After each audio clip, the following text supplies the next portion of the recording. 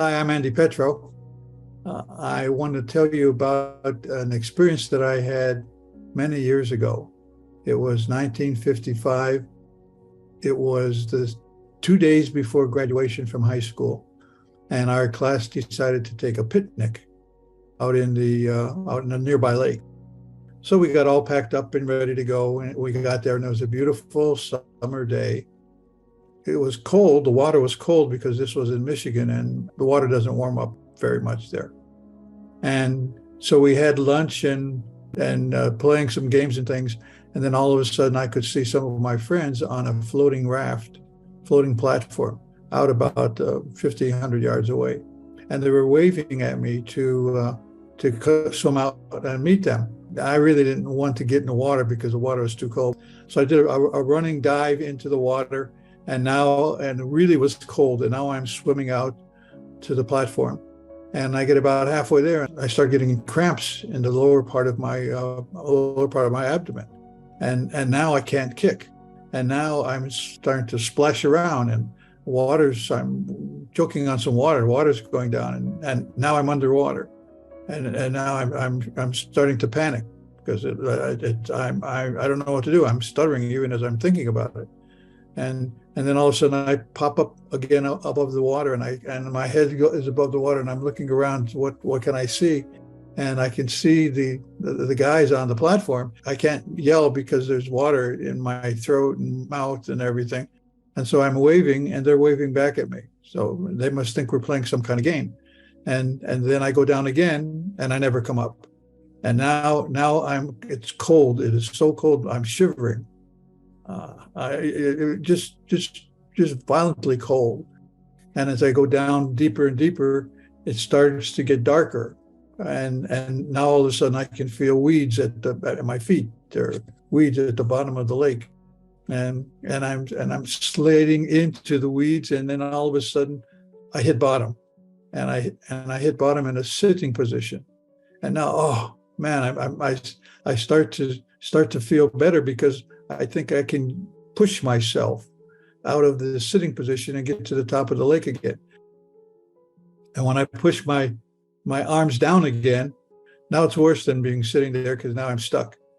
And at this moment, everything is screaming in my body. I'm dying. I finally admit that I'm dying.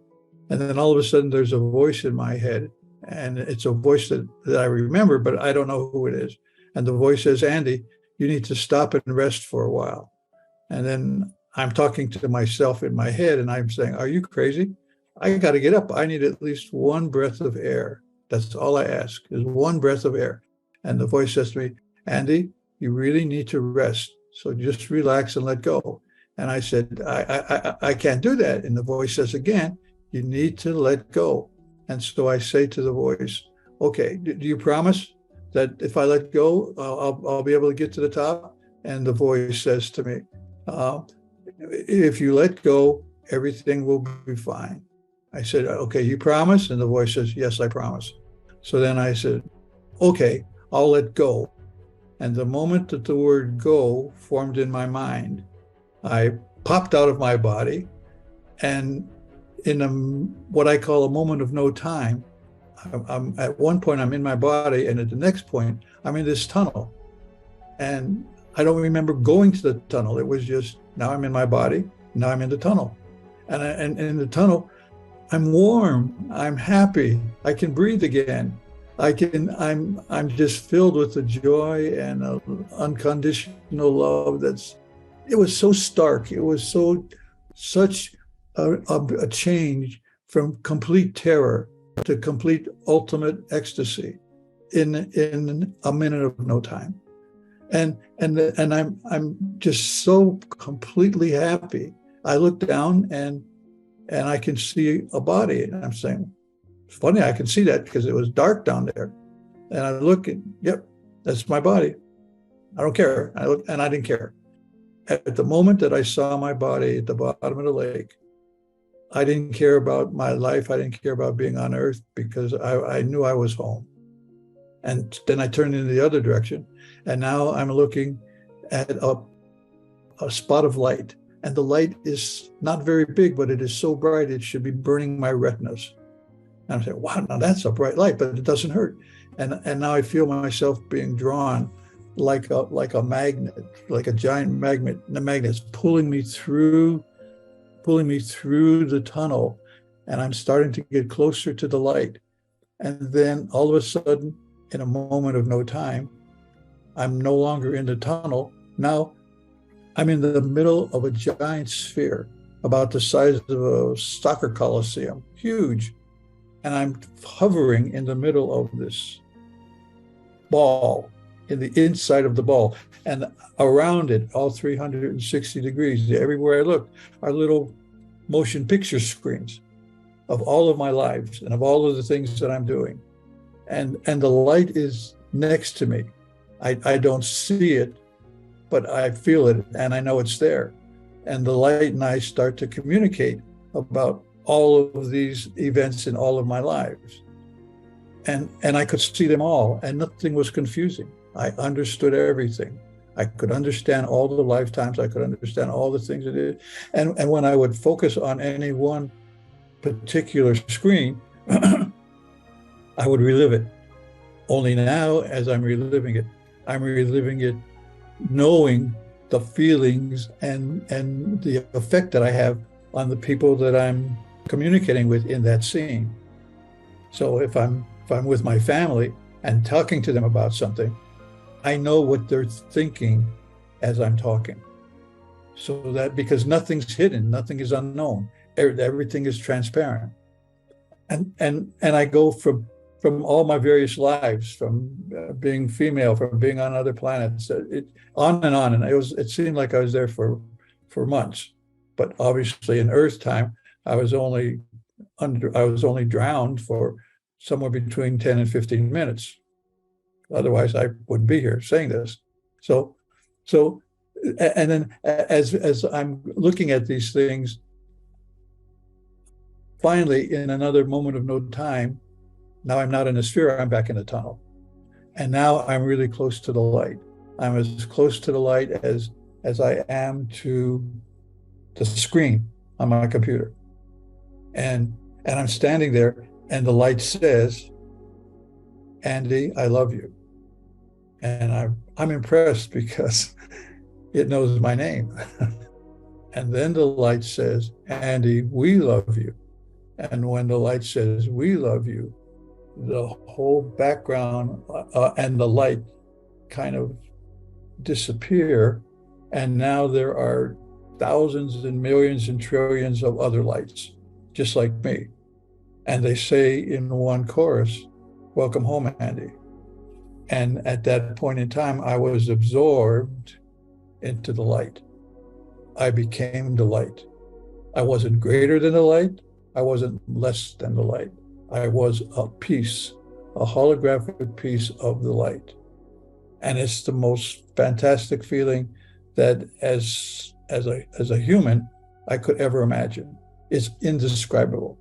And at that moment, I knew everything. What do you mean, Andy? I mean, I knew everything. There was nothing I did not know. So people often ask me questions. Well, when you were in the light, did you ask them about the war and peace and all? I said, no, I didn't ask them. There's no reason to ask questions because I knew it all. There was nothing that was unknown. And now I'm with the light, and the light is really funny. The light has a fantastic sense of humor, laughter, fun. When we were looking at my life review in the big sphere, the light would say, Andy, look how upset you got over that. You know, in the long run, it doesn't mean anything. Why don't you loosen up? Why don't you lighten up? Why don't you have more fun while you're on the planet? You're only going to be there for a little while because it's not real. Earth life is not real. It's like a play. It's like a movie. There's 8 million actors on the planet, and they're all playing a role. They come with different costumes, different religions, different races, different sex, different, all of these things. But once the costumes are gone and taken off, when the play is over and you're back in a light, the costume comes off And what do you know? We're all one. We are all the same. We're made out of the same stuff. There is no difference between me and you. There is no difference between you and anybody else. There is here. We're dressed in costumes to be different, to experience things that you can't experience in the light. You can't experience something that you already know. I can't experience talking for the first time because I've been talking all my life. But when I first started to talk, when I said my first couple of words, that was really exciting to me. When I'm in the light and knowing things, it's different than experiencing them. So in order to experience, the light tells me that, and I know anyway because I know everything. I lower my vibrations because everyone has their own unique vibration. That's what makes you and me different. Lower my vibrations so that I can incarnate and be born on a planet like Earth and now live a life doing things, experiencing things that I would like to experience. And when I experience them, you experience them, everybody experiences them. It's contributed to the whole. There is only one. And everything that exists, that ever exists, that will exist is in that oneness. And it's a wonderful, exciting, fantastic experience that I remember in using this costume called Andy Petro of Ukrainian descent living in the United States of America in 2022. And I'm reading my script and doing what I'm supposed to do while I'm still here, waiting until my character is done with this story and I can get out of here and get back where I belong. So that whole process of being in the light was just incredible. And it seemed like I had been there for years, maybe hundreds of years. But in the light, since there is no time, there is no hierarchy, there is no judgment, there is no separation. We're all one. Not in a dull, boring way, but in a happy, exciting, ever evolving, ever new experiences in the light. And then all of a sudden, the light says to me, Andy, you have to go back. I said, whoa, no, you got the wrong guy. I'm not going back. And the light says the second time, Andy, you're going back. And I said, didn't you hear what I said? There's no reason for me to go back to that planet. I'm home. And the light says to me the third time, Andy, you're going back. And when I heard the word back, the K in back, I felt myself being stuffed back into my body. The most horrible feeling that I can ever imagine. Just as the most exhilarating experience I could ever imagine was when I left my body back and went back into the light. The most horrible one that I've experienced was going back into my body. I didn't want to be there. I still don't want to be here, but I'm doing what I'm going to do. So as I'm hearing all this and I'm laying on the sand, I'm on my stomach and my head's turned and they're pushing on my lungs to get the water out of my lungs. This was back before CPR. This was back in the 50s. And I'm coughing the water out. By the way, I never lost consciousness. This is a complete stream from the moment that I left my body at the bottom of the lake until the moment that I got back into my body on the sand at the lake. There are no blank spots. It's a continuous flow of consciousness. So my body was done. It was laying there getting ready to become fish food. And I wasn't there. I was in the light. And then when they found the body, and I don't know who found it, and I didn't care because I didn't care about my body. All I cared about was being in the light. And so when I got up, they said, oh, Andy, boy, tell us what happened. Tell us, what did it feel like to drown? And I said, I can't remember a thing. I said my first big lie. I said, I remember nothing. It's all a blank. And that was not true. The vivid details that I'm talking about right now happened almost 70 years ago. And as I'm talking to them right now, I have the same feelings that I had in 1955 at the bottom of the lake. I've relived it thousands and thousands of times, and it never changes. And the joy and the ecstasy of being in the light is there are no words. Everyone will know because everyone will get that experience, because we all come here, we all go back, and we do it over and over again in various permutations, in various galaxies, in various worlds, whatever. It's a never-ending story. So I got up, and then I'm saying to myself, well, I can't tell anybody. I never spoke of this to anyone for almost 30 years. And in 1955, there wasn't even a word for what I experienced. Near-death experience wasn't created until in the late 70s by Dr. Moody, who phrased it and framed it NDE, near-death experience. When I read his book for the first time, back 25 years later, I was coming back from a business trip. I saw the book, Life After Life. I picked it up. I just decided to buy it. I didn't even open it up to look in it.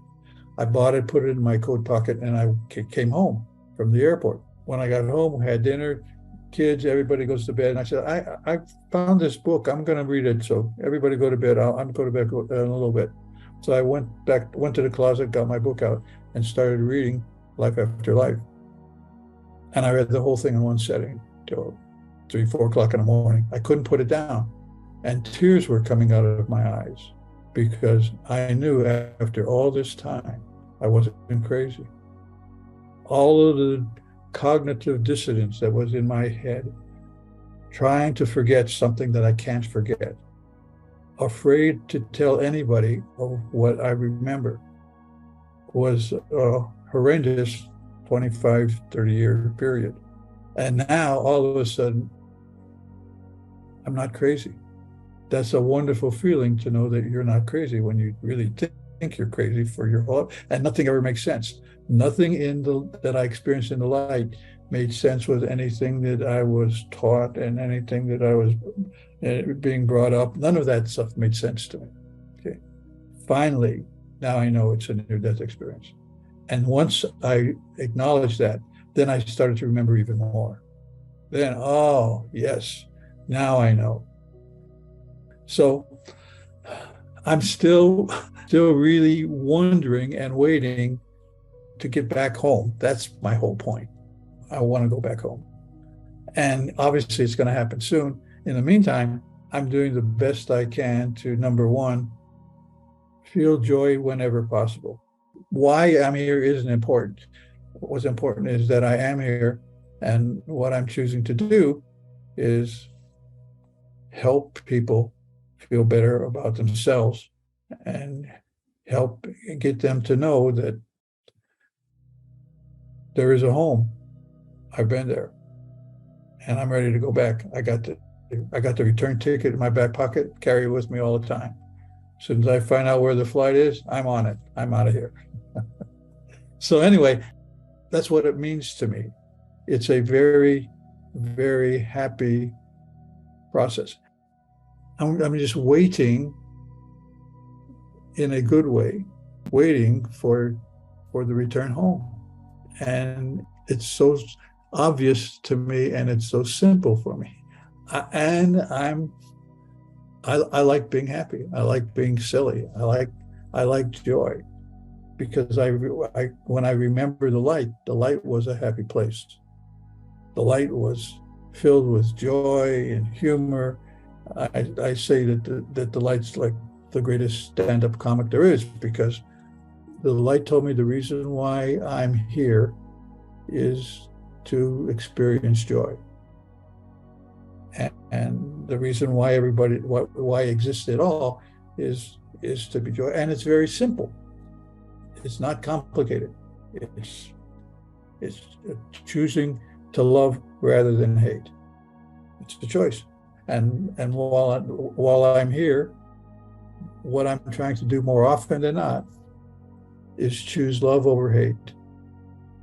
Can't do it all the time, because I'm a human being like everybody else, but I can try to do more often than not love over hate, smile rather than to be angry.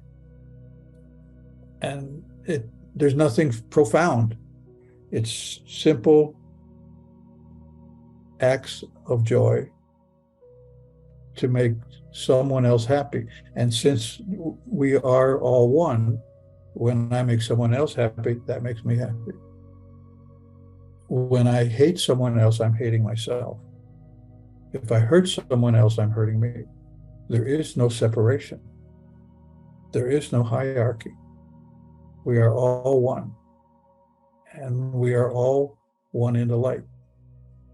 I am a holographic piece of the light that lowers my vibrations low enough so that I could be born on a planet called Earth in the solar system and the Milky Way galaxy during the time of 1937 to 2022, which brings us to today. And it's fine. That's my story, and I'm sticking to it.